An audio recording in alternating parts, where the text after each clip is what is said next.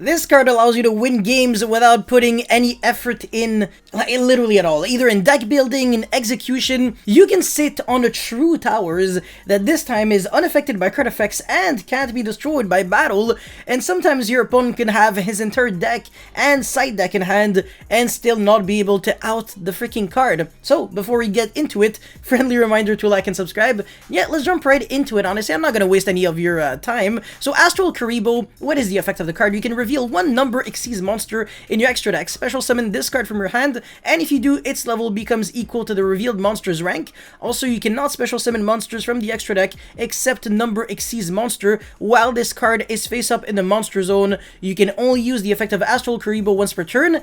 The important effect though, a number monster that was Xyz summoned using this card on the field as material gains this effect. This card cannot be destroyed by battle or by opponent's card effects. This is absolutely huge. So what we're going to do is reveal Crooked Crook, a number monster, shockingly enough.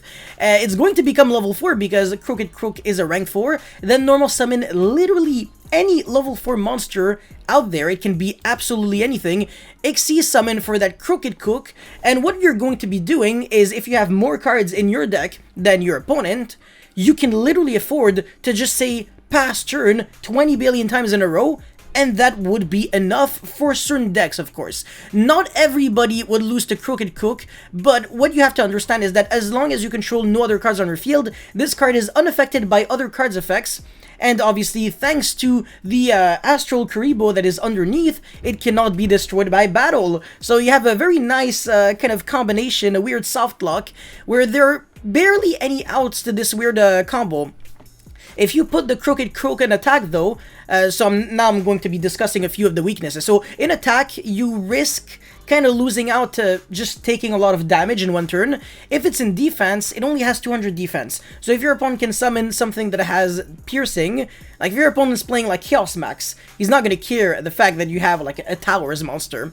But there's that, so you might die from this. You might die to someone just attacking directly with the same monster, like Hayate could attack directly 20 billion times. And if you try to play a bit more like aggressive, if you put your Crooked Crook in attack, you start kind of risking it a little bit.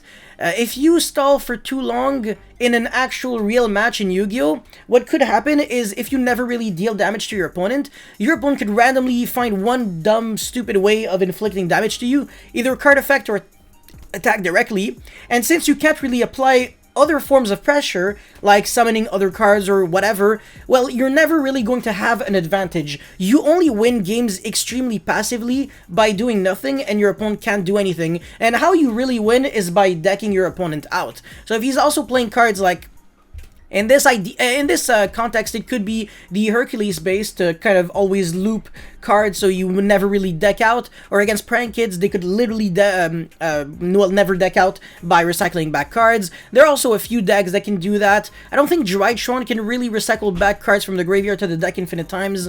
Tri-Brigade, I don't think either. So a few of those decks, you should be able to just consistently, reliably win, and they can't really do anything about this card. Dinosaur, on the other hand, can give you a monster, a token, with Lost World. However, Crooked Crook also has an effect where during either player's turn you can detach from material and destroy as many other cards you control as possible. Then it's going to gain 300 attack until the end for each monster destroyed by this effect and sent to the grave. Irrelevant, but you can kind of destroy your own tokens, but the second you get that token, your Crooked Crook is no longer unaffected by card effects. So if your opponent has something like a Dolka, it's going to kind of be bad for you in a way. But yeah, I don't know how you guys think about of this card.